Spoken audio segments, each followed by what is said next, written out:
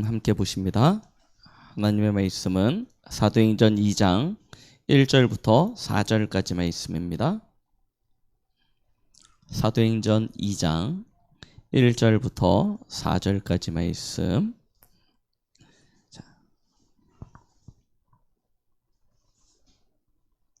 다 찾으셨으면 합독하시겠습니다. 오순절 날이 이미 이르매 그들이 다 같이 한 곳에 모였더니 호련히 하늘로부터 급하고 강한 바람 같은 소리가 있어 그들이 앉은 온 집에 가득하며 마치 불의 혈처럼 갈라지는 것들이 그들에게 보여 각 사람 위에 하나씩 임하여 있더니 그들이 다 성령의 충만함을 받고 성령이 말하게 하심을 따라 다른 언어들로 말하기를 시작하니라. 아멘. 저희가 지금 한 주에 3가지의 단어씩을 확인하고 있습니다. 이번 주에 우리가 붙잡아야 될 키는 우리의 삶에서 매일 증거할 것입니다. 사도행전 2장 1절로 4절 말씀을 본문으로 해서 함께 말씀을 나눠보도록 하겠습니다. 저희가 지난주 강단 말씀을 통해서 6월절에 대하여 함께 말씀을 받았습니다. 6월절, 400년 동안 애굽에 노예되어졌던 이스라엘 백성이 출애굽의 응답을 받은 날이죠. 어떻게 출애굽의 응답을 받았냐? 6월절 날 양의 피를 문설주와 임방에 바르면서 출애굽의 응답을 받았습니다. 그 피를 보고 재앙이 그 집을 넘어갔다라는 의미를 가지고 6월이라는 단어를 쓰죠. 6월절입니다. 이날이 무엇을 상징합니까? 하나님의 구원을 상징하는 날입니다. 하나님께서 이와 같이 구원하셨다는 것입니다. 자, 이 구원받은 하나님의 자녀가 그럼 세상을 어떻게 살아가야 되겠습니까? 그 응답의 날이 바로 오늘 저희가 누리는 맥추절입니다. 자, 맥추절은 77절이라는 단어를 쓰기도 하고요, 오순절이라는 단어를 쓰기도 합니다. 77절은 구약에 사용했던 단어고요, 신약에 와서 오늘 저희가 읽었던 성경의 본문과 같이 오순절로 명칭이 바뀌어져요. 같은 날입니다. 6월절 안식을 하고 그 첫날부터 49일째 된 그 다음 날, 그래서 50일째 되는 날이다 해서 오순절, 77에 49 해가지고 77절, 같은 단어를 쓰는데 사실은 한글에서 번역을 하면서, 성경을 번역을 하면서 조금 잘못 번역되어진 성경이 바로 이 맥추절입니다. 왜냐하면 우리가 생각해보면 이스라엘은 보리 농사를 안 져요. 그렇죠? 보리 농사는 우리나라가 짓는 거지, 맥추는 보리를 추수한 날 아닙니까? 그런데 사실은 보리 농사를 안 져요. 그럼 이스라엘이 처음 지었던 농사는 무엇이겠습니까? 밀이에요, 밀. 밀 농사 지은 것을 처음 거둬들이는 날, 그래서 초실절이라는 단어를 쓰기도 합니다. 처음 결실을 거둬들여서 하나님 앞에, 그러니까 밀을 거둬들여서 하나님 앞에 영광 돌려요. 근데 이게 한국에 넘어와서 의미가 약간 바뀌어지면서 한국에 맞게 해석되어진 것이 맥추절입니다. 보리를 추수하였다. 그래서 저희는 1년의 절반을 지나면서 7월 첫째 주에 보통 보리를 추수하는 시기가 6월 중순 말, 이때 추수하고 난 다음에 7월 첫째 주에 맥추절로 하나님 앞에 영광 돌리죠. 그러나 교회에서는 감사의 맥추의 1년의 상반기를 하나님 앞에 감사드리는 맥추의 의미로 드리기도 하지만 요즘에 와서는 오순절의 의미를 더 강하게 둡니다. 왜 그렇습니까? 성령의 임재, 그것을 체험하는 날, 그 일로 말미암아 초대교회가 완전히 다른 길에 서게 되어집니다. 다른 응답을 받게 되어집니다. 저희의 삶은 하나님의 내주, 인도, 역사심 속에서 가는 것입니다. 맥추절을 왜 감사하냐? 이스라엘 백성이 40년 동안 광야길을 마치고 가나안 땅에 들어와서 처음 곡식을 뿌린 거예요. 빨리 자라서 빨리 먹을 수 있는 걸 뿌려야죠. 그래서 밀을 뿌린 것입니다. 빨리 자라도록. 그리고 그걸 걷어들이면서 광야 40년을 하나님께서 이와 같이 우리에게 안전하게 걷게 하시고 오늘 우리에게 이와 같은 결실을 거둘 수 있게 해주셨구나 라는 의미를 가지고 하나님 앞에 영광 돌렸던 날이죠. 그리고 마지막입니다. 결국 성도의 마지막은 무엇입니까? 수장절. 추수한 것을 창고에 저장하고 난 이후에 하나님 앞에 영광 돌리는 날입니다. 가을 거지를 마치고 1년 농사를 마치고 다 걷어들이고 창고에 다 저장하고 난 이후에 하나님 앞에 영광 돌리는 날. 그래서 우리는 이 날을 다른 의미로 뭐라고 이야기합니까? 추수감사절이라는 표현을 쓰기도 하죠. 결국 무엇입니까? 성도의 삶은 반드시 열매 맺게 되어집니다. 또한 열매 맺는 것을 뛰어넘어서 성도의 삶은 반드시 승리하게 되어져 있습니다. 그리고 영원한 하나님의 나라의 안식을 누릴 수 있게 되는 것이죠. 이런 의미를 가지고 우리는 추수감사 수장절을 드립니다. 자, 이게 지금 한국 교회로 넘어와서는 6월절 어떻게 지냅니까? 저희는 6월절 안 지내죠. 6월절의 의미를 어디다 두냐면 부활절에 둡니다. 예수 그리스도의 십자가의 죽으심과 부활을 기념하는 그 십자가의 피를 기념하는 날 부활절로 이 의미를 두고 드리고 있고요. 그리고 난 이후에 상반기에 맥주절로 마무리하면서 하나님 앞에 영광을 돌리고 하반기를 시작하고요. 1년을 마무리하면서 추수감사절로 하나님 앞에 한 해 동안에 받은 은혜를 감사하며 영광 돌리죠. 그래서 추수감사절은 11월 셋째 주에 하나님 앞에 영광 돌리게 되어져 있습니다. 자, 이와 같은 절기를 통해서 우리는 하나님의 그 실제적인 은혜와 역사들을 체험하고 누리고 또한 승리할 수 있는 것이죠. 그 중에 오늘은 맥주절, 다른 말로 오순절이라는 표현을 쓰기도 하는데요. 이 날을 맞이하여 우리가 무엇을 우리의 삶 속에서 누리고 또한 증거해야 될 것인지를 말씀을 통해서 확인해 보도록 하겠습니다.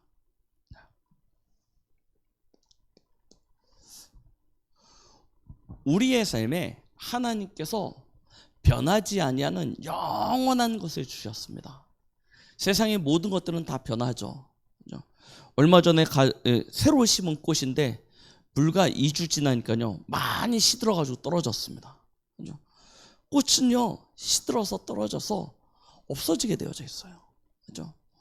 히브리서 1장에 기록되어져 있는 말씀처럼 우리가 산 옷은 얼마 입지 않으면 낡아서요 버리게 되어져 있습니다. 세상의 모든 것, 하나님이 창조하신 모든 것들은 그와 같다라고 말씀하고 계십니다. 2023년도가 시작한 지 얼마 되지 않은 것 같은데 절반이 지나갔습니다. 그리고 한 해가 이제 후반기 7월 달에 시작되어졌습니다. 또 후반기도 금방 훅 지나가겠죠. 그럼 또 다행히 만 나이로 줄어서 저희가 나이가 줄어서 다행이죠. 안 그러면 또 한 살을 더 먹고 또 나이 이렇게 먹는구나 하면서 또 가겠죠.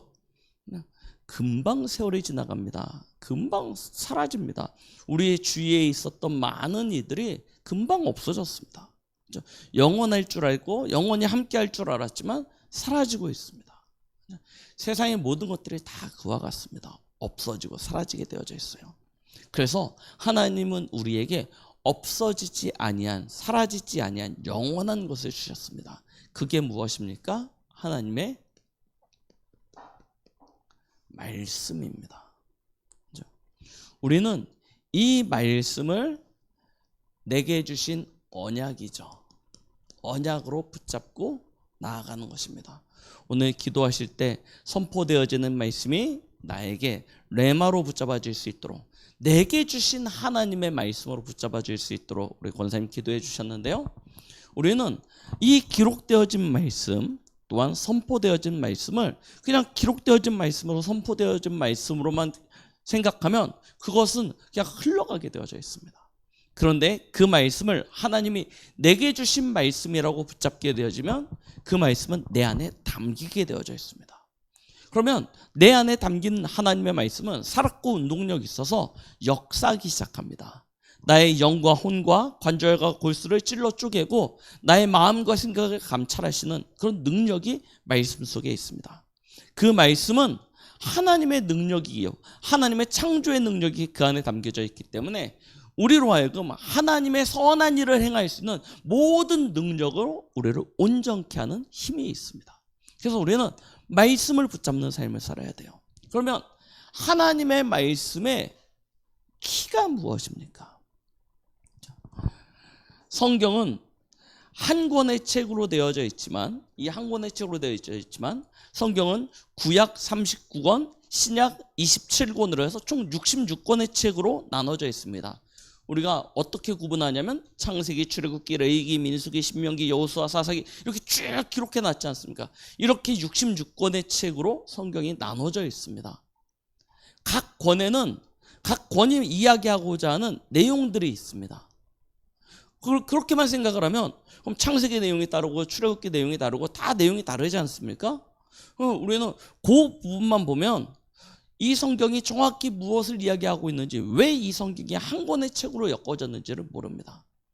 그런데 성경은요, 창세기서부터 신약의 마지막이죠, 계시록까지 하나의 관점을 가지고 다 연결되게 되어져 있습니다.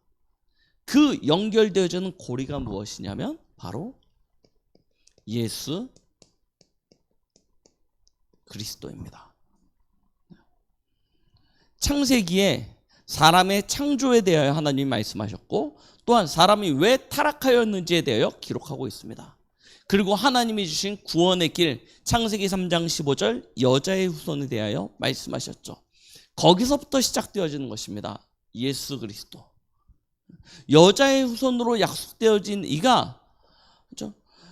그 언약을 붙잡은 사람들에게 어떻게 응답하셨는지 약속되어진 말씀, 성취되어진 말씀이 바로 구약입니다. 장차 여자의 후손으로 메시아가 오셔서 너희를 구원하실 것이다 약속하신 책이죠. 그리고 신약에서는 마침내 그분이 이 땅에 오셨다는 것입니다. 여자의 후손으로 약속되어졌던 메시아가 이 땅에 그리스도로 오셨는데, 그분이 누구시냐? 바로 예수님이시다.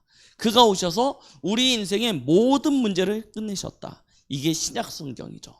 그리고 맨 마지막에 계시록은 그 예수님이 죽으시고 부활하셔서 하늘로 올라가셨는데 마지막 날에 다시 오셔서 세상을 심판하시고 영원히 다스리는 통치자로 하나님의 자녀들과 영원한 삶을 살게 되어질 것이다 약속하신 책이 계시록입니다. 그래서 성경은요, 예수 그리스도라는 이 관점, 이 주제를 빼버리고 나면 그냥 우리가 흔히 볼 수 있는 다른 종교의 경전과 비슷합니다. 심지어 유교에서 이야기하는 그런 어떤 유교의 책들과도 너무나 닮았습니다. 똑바로 해라, 바르게 해라, 이런 얘기들, 그냥 보편적이고 일반적인 도덕과 윤리에 관한 이야기들. 조금 성경은 그것들보다 조금 더 높은 수준의 도덕과 윤리를 이야기하지만 결국 윤리책이고 도덕책처럼 보이기도 합니다. 그런데요, 성경은 윤리와 도덕을 이야기하지 않습니다. 예수가 그리스도 되심을 설명하고 있는 책입니다. 이 예수가 그리스도 되게 하시기 위하여 성부 하나님은 처음부터 계획하셨고 그 일을 진행하신 것입니다. 그리고 성령 하나님께서는 그 예수 그리스도의 구원을 완성하시고 우리 가운데 실제로 역사하고 계시죠. 그래서 성경은 성삼위 하나님에 관하여 설명하고 있는 책이라는 사실을 우리는 반드시 기억해야 됩니다. 우리는 이 사실을 실제로 누리는 거예요. 성부, 성자, 성령 하나님, 그 모든 사역은 결국 예수가 그리스도라는 이 사실로 다 결말을 맺게 되어지는데요, 저희가 예수 그리스도를 놓치면 성경의 가장 중요한 것, 아니 어떻게 보면 성경의 모든 것을 다 잃어버리게 되어집니다. 그런데 예수 그리스도의 언약 붙잡으면요, 성경에 약속되어진 성삼위 하나님의 모든 것들을 우리가 실제로 누릴 수 있게 되어지고 성취되게 되어져 있는 것입니다. 예수 그리스도로 말미암아 구원받은 사람에게는 하나님께서 약속하신 것이 있습니다. 그것이 하나님의 나라죠.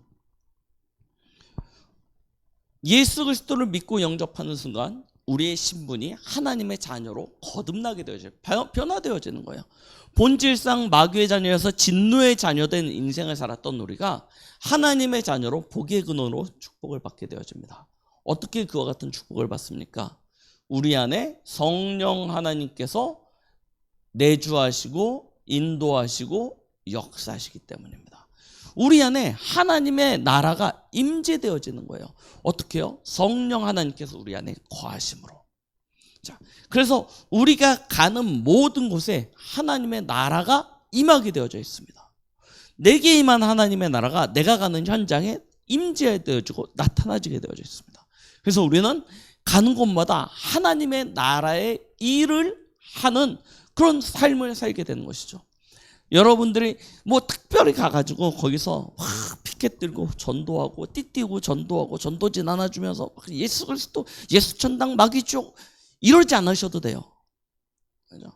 여러분들의 삶의 모든 것이 하나님의 나라의 일을 이루는 삶이 되어지는 것입니다. 사람들이 교회를 다니는 여러분들을 보고 예수 그리스도를 믿는 여러분들을 보고 하나님을 평가해요. 되게 무섭죠. 여러분들을 보고 하나님을 평가한다니까요. 여러분들을 보고 교회를 평가합니다. 불신자들은 하나님을 몰라요. 교회도 모릅니다. 누굴 보냐면 교회에 다니는 저와 여러분들을 봐요. 그리고 교회는 저런 사람이 다니는 데구나. 예수 믿는 사람들은 저렇구나 라고 평가를 해요. 그래서 여러분들의 모든 삶에서 행하는 생각과 행동과 말과 표현이 하나님의 나라의 일로 연결되어집니다. 우리는 그냥 대충 살거든요. 그냥 교회를 다니는 건 교회를 다니는 거고 삶은 삶을 사는 거고 우리는 구분 짓는데 불신자들은 구분을 안 져요. 그래서 교회 다니는 것들이 그렇게 이야기해요. 하나님 믿는다고 하는 사람들이 라고 이야기해요. 나는 한 번도 하나님 믿는다고 표현하지 않았거든요. 나는 하나님 믿어서 이렇게, 나는 하나님 안 믿어서 이렇게 안 해요. 그냥 사람들이 그냥 내가 교회 다니는 걸 아는데 그걸 기준으로 삼아서 우리를 평가하는 것입니다. 우리가 하는 작은 행동들이, 우리가 하는 작은 그 행동의 가치와 의미가 얼마나 중요한죠. 하나님의 나라의 일이 되어진다니까요.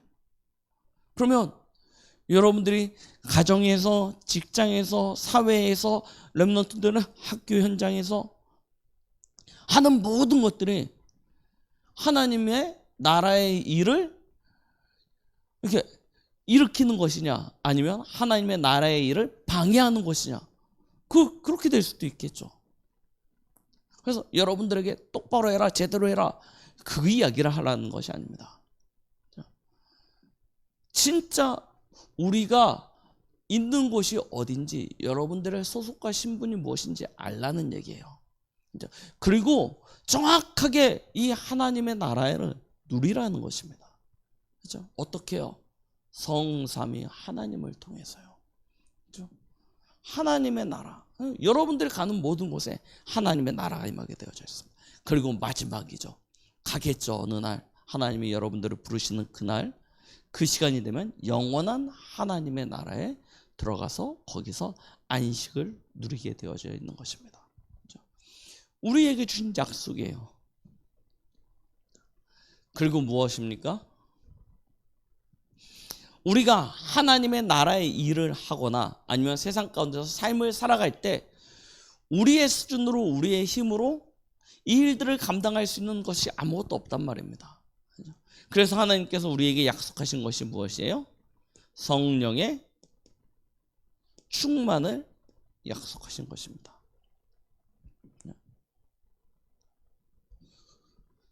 하나님의 영이 우리 안에 함께 하셔서 우리를 가르치시고 우리의 모든 삶을 인도하시는 것입니다.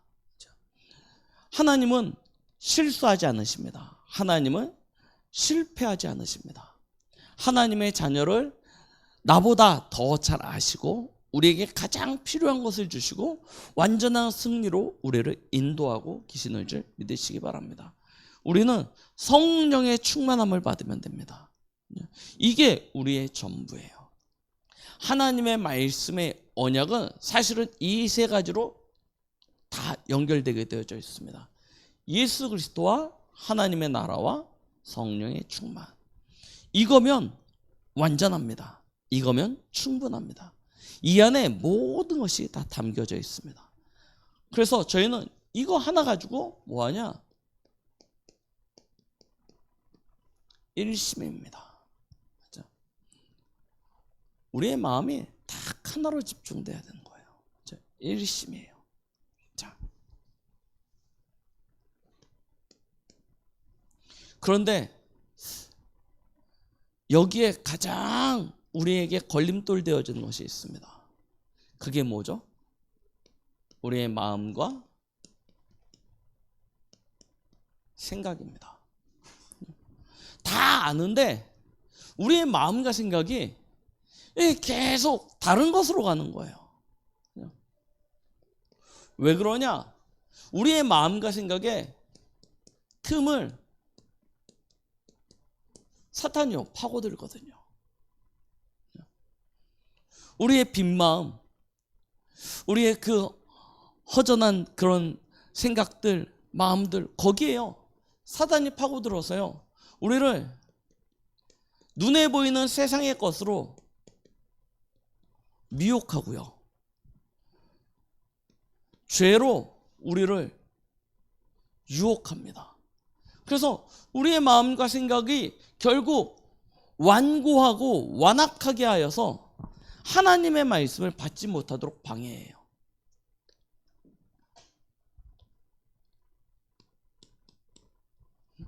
사단이 하는 일입니다. 이 그리스도의 이 영광의 광채, 이 복음의 광채가 우리에게 비춰지지 못하도록요, 우리의 마음과 생각을 계속 파고 들어가줘요. 세상의 것으로 우리를 미혹하고 유혹하여서 우리의 마음이 완고하여져 하나님의 말씀을 거부하도록 만듭니다. 이게 계속 우리에게 하는 사단의 일이에요. 결국 사단은 이걸 가지고요 우리의 동기를 딱 만들어버려요. 동기라고 하면 우리가 움직이게 되어지는 근원적인 것 아닙니까? 동기가 없을 수 없지 않습니까? 어떤 동기가 있어야지 우리가 보자. 오늘 교회 왜 오셨습니까? 동기가 있다니까요. 어떤 동기입니까? 아, 은혜 받아야겠다. 맞죠? 이렇게 나 진짜 일주일 살아가려면 하나님의 말씀 받고 예배를 통해서 은혜 받아야지 하는 동기로 오신 분들 계실 거고요. 아, 가서 얼굴 도장 찍어야지, 또 안 가면 또 이렇게 뭐라고 잔소리야, 또 이런 동기로 오시는 분들이 동기가 있다니까요. 그렇죠? 또 더 나쁘게 이야기하면 내가 이걸 이용해 가지고 뭐 어떤 이득을 취해야지 하는 동기도 있습니다. 각자 마음속에 각자의 마음속에 동기가 있다니까요. 선한 동기든 나쁜 동기든 동기가 있습니다. 사단이요 우리에게 이 틀린 동기를 계속 가져다 줘요. 그렇죠? 우리가 세상에 미혹되어지고 죄로 유혹되어지면 우리의 동기가 그렇게 되게 되어져 있습니다. 내가 오늘 예배 드리면 하나님이 내게 진짜 복 주시겠지, 맞는 얘기인데 그 자체가 동기가 되어지면 우리는 기복주의로 흘러가지 않겠습니까? 진짜 복음으로 만족해지지 않아요. 예수 그리스도로 만족해지지 않아요. 하나님이 내게 어떤 응답을 주시고 하나님이 내게 어떤 축복을 주시고 하나님이 내게 어떻게 역사하셨고 이 자체가 동기가 되어질 수도 있습니다. 사단이요 우리의 동기를 결국 다른 것, 틀린 것, 망할 것을 가지고 우리의 동기를 계속 만든다니까요. 결국 무엇입니까? 내 생각, 내 거, 내 성공, 이걸요 동기로 계속 넣는 거예요. 그래서 그것 때문에 신앙생활하고 그것 때문에 뭐 예배도 드리고 기도도 하고 다 뭐냐? 나 중심으로. 근데 그건 하나님과 맞지 않아요. 이게요 사단이요 우리의 마음을 틈타서 아니 신앙생활을 계속 하는데 그렇죠? 10년, 20년, 30년 신앙생활을 하는데 계속 안 돼. 왜 안 되냐? 이게 안 바뀌어요. 이게 안 바뀌냐? 계속 안 되는 거예요. 신앙생활하면서 그러니까 점점 마음이 완고해지고 완악해가지고요. 교회 와서도 뭐하냐? 자리 싸움하고요. 교회 와서도 역할 싸움하고요. 교회 와서도 네가 높니 내가 높니 해가면서 분쟁하고 다투게 되어진다니까요. 빨리요. 이걸 꺾으셔야 됩니다.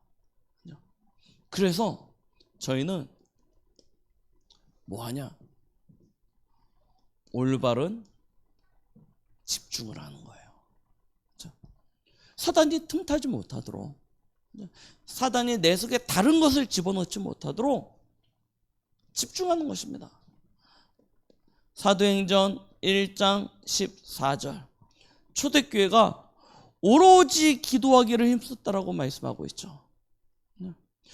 오로지 기도했다는 것입니다. 마가다락방에 모여서 예수님과 함께 40일 동안 이 언약을 받고 난 이후에 마가다락방에 모여서 오로지 하는 거예요. 오로지 다른 거 아무것도 안 하고 집중하는 것입니다. 무엇으로? 말씀과 기도 가지고요. 여러분들의 삶에 이 비밀이 있어야 된다니까요. 그렇죠? 아니 불신자 중에서도 조금 생각이 트이는 사람들은 내 마음에 이 동기를 없애려고요. 마음 비우지 않습니까? 명상을 통해서요. 마음 비운다니까요. 생각을 비운다니까요. 내 속에 동기가 사라지도록. 근데 우리는 우리 안에 숨은 동기가 꽉 차 있어요. 그래서 복음이 복음되어지지 못할 만큼 이걸 비우는 것입니다. 어떻게 비웁니까? 우리는 내 안에 있는 걸 걷어낼 수가 없어요. 그럴 만한 힘이 없습니다. 아무리 비우려고 해도 비워지지 않아요. 그러면 어떻게 해야 돼요? 채우면 돼요. 무엇으로요? 하나님이신 복음의 이 비밀을 가지고 내게 계속 붓는 것입니다. 맞죠? 근데요, 그게 훨씬 더 빨라요.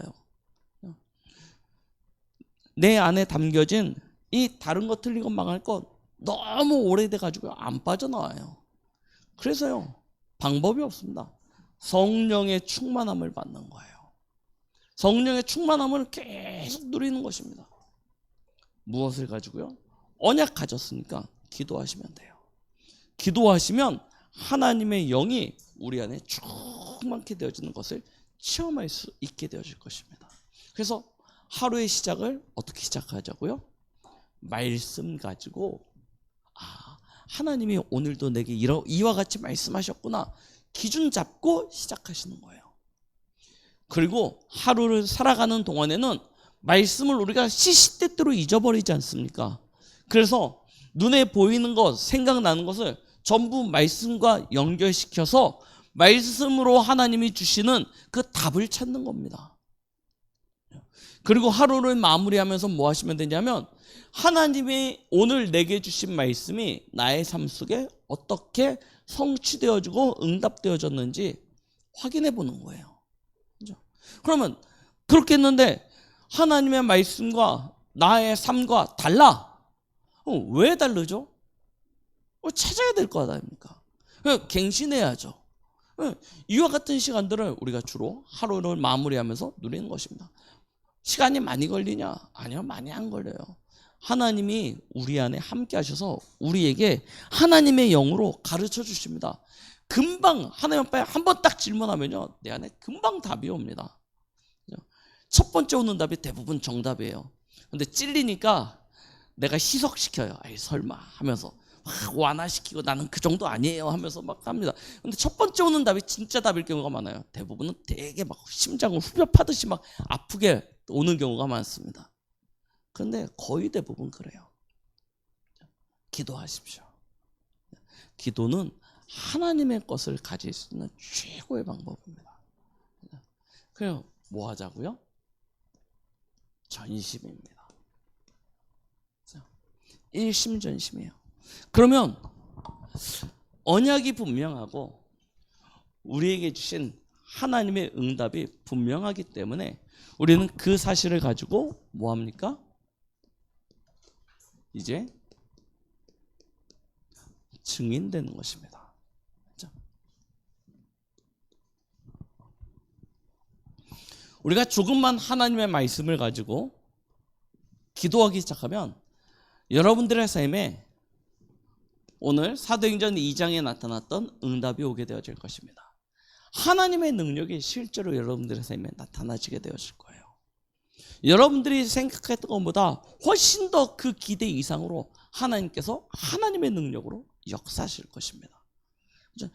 성경에 기록되어져 있는 믿음의 사람들의 삶을 보십시오. 문제 가운데 있기도 했고 위기 가운데 있기도 했습니다. 더 나아가서 죽음의 앞에 서기도 했습니다. 그런데요, 하나님의 능력이 그들을 붙들어 주세요. 그러니까요, 풀무불 앞에서 나 하나님이 안 구해주셔도 괜찮습니다. 하나님이 나를 구해주시지 않는다 할지라도 나는 내게 주신 이 복음 버릴 수 없습니다 하고 풀무불로 들어가잖아요. 여러분, 그냥 들어가는 게 내가 마지막 때가 되면 진짜 그런 위기가 오면 나는 하나님 앞에 생명 걸 거야. 그런다고 생명이 걸어지겠습니까? 안 걸어져요. 맞죠? 하나님께서 그때 하나님의 능력으로 붙들어 주시나요? 사자굴, 하나님이 내게 다니엘과 같은 은혜를 주시나 보다. 나 괜찮아. 나 사자굴에 들어가도 하나님이 나를 지켜주실 거야. 여러분, 그런 믿음이 진짜 오십니까? 대부분은 사자 얼굴 딱 보면 일단 온몸이 덜덜덜덜 떨리기 시작하고 아무 생각은 죽는구나라는 생각밖에 안 든다니까요. 근데 어떻게 그럴 수 있습니까? 하나님이 붙들어 주세요. 히브리서 11장의 마지막을 보십시오. 이름 없는 믿음의 증인들에 대하여 이야기되어지고 있습니다. 그들은 로마의 압제, 로마의 핍박으로부터 얼마만큼 고난을 당했는지요. 우리가 상상할 수 없는 그런 핍박과 고난을 통해서 죽음을 맞이하게 되어졌습니다. 어떻게 그럴 수가 있었겠습니까? 잘 믿어서요? 아니요.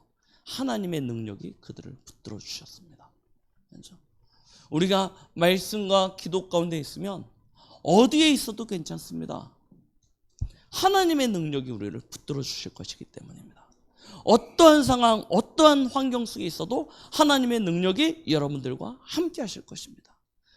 그리고 그곳에 하나님이 예비하신 문이 있음을 발견하게 되어질 것입니다. 사방으로 우겨싸임을 당하고 아무런 길도 없는 것 같은 그곳에, 거기서 여러분들이 하나님을 바라보면 하나님께서 예비하신 문이 발견되어질 것입니다. 그곳으로 나아가면 반드시 오는 응답이 있는데요, 하나님의 말씀이 성취되어지는 응답을 받게 되어질 것입니다. 말씀이 성취되어지는 거예요. 그 응답이 와요. 거기서 중요한 만남의 축복이 있게 되어지고 함께 할 수 있는 제자들이 세워지는 것을 보게 되어질 것입니다. 이 한두 사람과 함께 지속적으로 말씀 운동을 하는데 그 현장이 변화되어지는 것을 체험할 수 있게 되어질 것입니다. 여러분, 여러분들이 살고 있는 동네가 너무 흑암에 잡혀 있는 것 같습니까? 여러분들이 일하고 있는 직장에 온통 어둠밖에 없다고 생각되어지십니까? 우리 가정과 가문에 사단이 심어놓은 이 영적인 뿌리가 너무 깊다라고 생각하십니까? 그때 진짜 언약 붙잡고 기도해 보시기 바랍니다.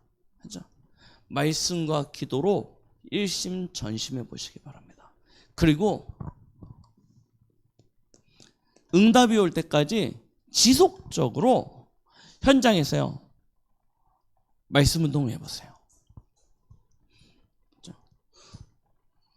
현장에 언약 가진 한 사람이 이 비밀을 누리고 말씀 운동할 때 절대 안 되는 현장에서요, 그렇죠? 절대 안 바뀔 것 같았던 그 현장에서 하나님의 역사가 시작되어졌습니다. 우리가 지금 믿는 이 시기보다 초대교회의 상황은 훨씬 더 어려웠습니다. 예수를 믿으면 그 즉시 잡혀서 감옥에 가고요. 예수를 믿으면 직장도 직업도 다 잃게 되어지고 사회적으로 완전히 소외되어지게 되어지고요. 아무 곳에서 누구도 만날 수 없는 그런 상황이었습니다. 심지어 로마로 가서는요, 예수 믿는다는 이유만으로 아무런 이유 없이 그냥 순교되어지는 그런 상황이었습니다. 그래서 초대교회 제자들은요, 두려움에 사로잡혔습니다. 예수님마저 하나님의 곁으로 가시면, 승천하시고 나면 우리는 누구를 의지하고 누구를 바라봅니까? 그래서 제자들의 관심은 그럼 예수님 언제 다시 오십니까? 여기에 관심을 가졌어요. 그런데 예수님이 그때 하신 이야기가 무엇입니까? 그건 너희 알 바 아니다. 아버지께서 약속하신 것을 기다려라. 오직 성령이 너희에게 임하시면 너희가 권능을 받고 예루살렘과 유다와 사마리아와 땅끝까지 이르러 내 증인이 될 것이다 말씀하셨습니다. 그렇죠? 그 약속 붙잡고 초대교회 제자들이 집중하기 시작한 겁니다. 다른 생각하면 못 살아요. 어떻게 삽니까? 당장 죽음이 눈앞에 와 있는데요. 먹고 살 길이 막막해지는데요. 당장 아무것도 할 수 없는 갇히고 묶인 상황 아닙니까? 너무 답답한 상황. 딴 생각 빠지면 살 수 없습니다. 그래서 아예 딴 생각 안 하기로 한 거예요. 생각을 하면 할수록 못 살겠으니까 아예 생각 없애버렸어요. 집중한 것입니다. 오로지 집중, 언약 가지고 기도했는데요.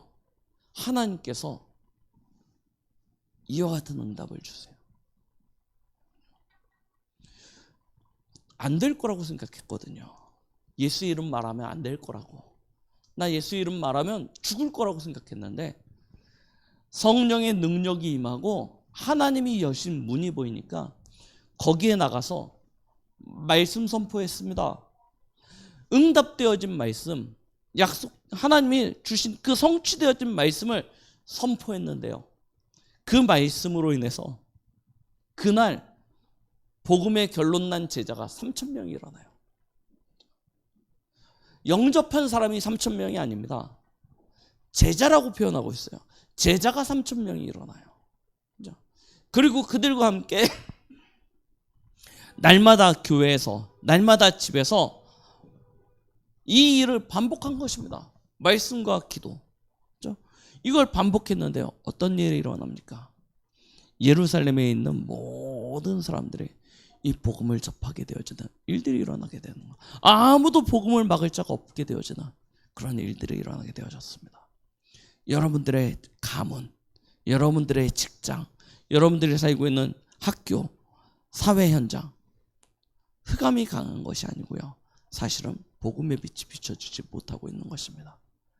하나님은 여러분들을 통해서 그 일을 행하시고자 하시는 줄 믿으시기 바랍니다.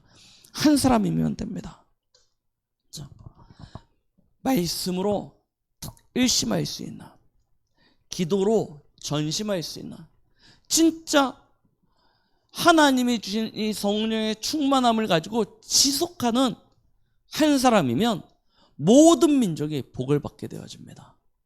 땅끝까지 복음이 증거되게 되어 있습니다. 그렇죠? 하나님은 저와 여러분들을 그와 같은 한 사람으로 세우시길 원하십니다. 그리고 지금 그 일을 우리 안에서 행하시고 계십니다. 그래서 여러분들이 지금 그 환경 속에, 그 상황 속에, 그 일 속에 있는 거예요. 그러면 뭐 하시면 됩니까? 환경 쳐다보지 마시고 상황 바라보지 마시고 하나님이 하시는, 하나님이 주신 언약과 그 약속을 붙잡고 기도 속에서 성령의 충만함을 누리시기 바랍니다. 오늘 맥추절, 오순절, 하나님이 우리에게 주신 언약입니다. 진짜 이것 가지고 현장에서 증인되시고 증거하시는 그런 축복의 삶으로 한 주간 더 승리하시는 은혜가 있길 예수 그리스도의 이름으로 축원드리겠습니다. 기도합니다. 하나님 아버지 감사드립니다. 오늘도 우리에게 맥추절, 오순절을 맞이하여 함께 하나님의 은혜와 그 사랑 앞에 감사하며 우리가 무엇으로 일심, 전심 지속해야 되는지 가르쳐 주시고 알려주심에 감사드립니다. 속지 않게 하여 주시옵소서. 미혹되지 않게 하여 주시옵소서. 하나님의 것으로 온전히 집중할 수 있는 축복 누리게 하여 주시옵소서. 그래서 우리의 한 주간의 모든 현장 속에서 나와 우리와 모든 것 가운데 함께 하시는 그 하나님의 일하심과 그 능력을 증거하는 증인으로 승리케 하여 주시옵소서. 예수 그리스도 이름으로 기도드렸습니다. 아멘.